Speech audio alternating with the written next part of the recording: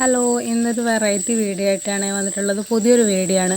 കുറേ കാലമായി ഈ വീഡിയോ എടുത്തിട്ടുണ്ടെങ്കിലും ഇതുവരെ എഡിറ്റ് ചെയ്യാനുള്ള മടി കൊണ്ടും പിന്നെ വീഡിയോ ഇട്ടിട്ട് കഴിഞ്ഞിട്ടുണ്ടെങ്കിൽ വ്യൂവേഴ്സ് കുറവാണല്ലോ, അങ്ങനെ ഒരു മടി ലാഗ് ചെയ്തിട്ടാണ് ഈ വീഡിയോ ഇടാഞ്ഞതും വീഡിയോ എഡിറ്റ് ചെയ്യാഞ്ഞതും കേട്ടോ. അപ്പോൾ ഇന്ന് ഞാനത് എഡിറ്റ് ചെയ്ത് ഇടാമെന്ന് വിചാരിച്ചു. മറ്റൊന്നല്ല, നമ്മൾ ഫാമിലിയും ഏട്ടൻ്റെ ഫ്രണ്ടിൻ്റെ ഫാമിലിയും കൂടെ നമ്മളൊരു പാർക്കിലേക്ക് പോകുന്നതാണ്. വയലപ്ര ചെമ്പല്ലിക്കുണ്ട് എന്ന് പറഞ്ഞ ഒരു പാർക്കാണ്. കണ്ണൂർ ജില്ലയിലുള്ള ഒരു പാർക്കാണ് കേട്ടോ. ഇതിൻ്റെ 4 വശം വെള്ളത്താൽ ചുറ്റപ്പെട്ട ഒരു പാർക്കാണ് കേട്ടോ. അപ്പോൾ നമ്മൾ വീഡിയോയിലേക്ക് കിടക്കാം. എല്ലാവരും സബ്സ്ക്രൈബ് ചെയ്യുകയും ലൈക്ക് ചെയ്യുകയും ചെയ്യണേ. ഇതാണ് ആ പാർക്കിൻ്റെ എൻട്രി കേട്ടോ, എൻട്രൻസ്. ഇതിൽ കിടക്കണമെങ്കിൽ പാസ് വേണം. അപ്പോൾ നമ്മൾ പാസ് എടുത്തിട്ടുണ്ട് കേട്ടോ. ഇനി നമുക്ക് ഉള്ളിലേക്ക് പോവാം. ഉള്ളിലെ കാഴ്ചകൾ അതിമനോഹരമാണ് കേട്ടോ. ചെല്ലുമ്പോൾ തന്നെ ഇരിക്കാൻ കുറേ സ്ഥലങ്ങളുണ്ട്. അതുപോലെ ഊഞ്ഞാലാടാൻ, കുട്ടികൾക്കൊക്കെ ഊഞ്ഞാലാടാനൊക്കെ നല്ല സൗകര്യങ്ങളാണ് കേട്ടോ.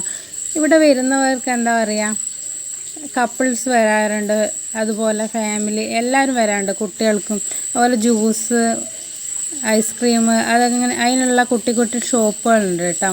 ഇപ്പോൾ ജ്യൂസ് ഉണ്ടാക്കാൻ വേണ്ടിയിട്ടുള്ള കരിമ്പാണ് ഇപ്പോൾ കൊണ്ടുപോയിട്ടുള്ളത്. അപ്പോൾ ഇതെന്ന് പറഞ്ഞാൽ പാലം പോലത്തെ ഒരു സംഭവമായി നടക്കുന്നത്. കിങ്ങുവിനാണെങ്കിൽ ഭയങ്കര പേടിയായിരുന്നു കേട്ടോ. പിന്നെ കുറച്ച് കഴിഞ്ഞപ്പോൾ ഓക്കെ ആയിട്ടുണ്ട്.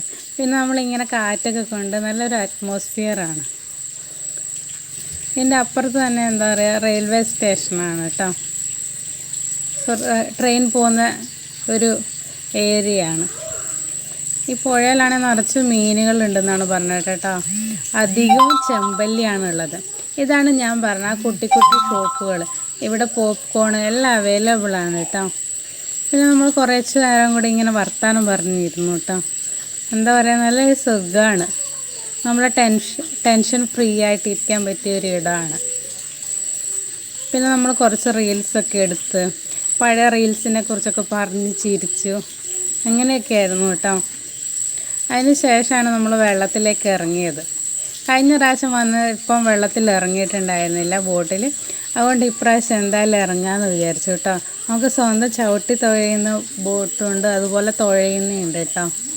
തുഴയുന്നതിൽ കയറിയാൽ നമ്മൾ എന്തായാലും നനയും. നമ്മൾ വെള്ളത്തിലേക്കൊക്കെ ഇറങ്ങി.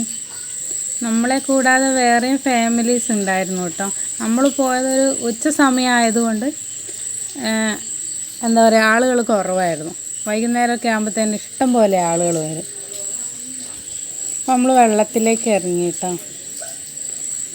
ഈ വെയിലെന്ന് പറഞ്ഞാൽ ശക്തിയായൊരു വെയിലായിരുന്നു. സൂര്യനെ നിങ്ങൾ കാണുന്നുണ്ടല്ലോ. അങ്ങനെ നമ്മൾ വെള്ളത്തിൻ്റെ അങ്ങേ അറ്റത്ത് പോയിട്ട് തിരിച്ചു വന്നു കേട്ടോ. അതിന് ശേഷം നമ്മൾ സ്പ്രിങ്ക്ലർ പോലെ വെള്ളം തെറിക്കുന്നുണ്ടായിരുന്നു. അങ്ങോട്ടേക്കൊരു ഫാമിലി പോയി. അവർ ഫുള്ളും നനഞ്ഞു കേട്ടോ. നമുക്ക് പോകണമെന്നുണ്ടായിരുന്നു, പക്ഷേ കിങ്ങു ഉള്ളത് കൊണ്ട്, കിങ്ങുവിന് വേഗം ജലദോഷം പിടിക്കുന്നതുകൊണ്ട് ആ ഭാഗത്തേക്ക് പോയില്ല. ഇതിൻ്റെ ചുറ്റും എന്ന് പറയുമ്പോൾ നല്ല കണ്ടൽക്കാടുകളായതുകൊണ്ട് ശുദ്ധവായുവിന് ഒരു കുറവുമില്ല കേട്ടോ.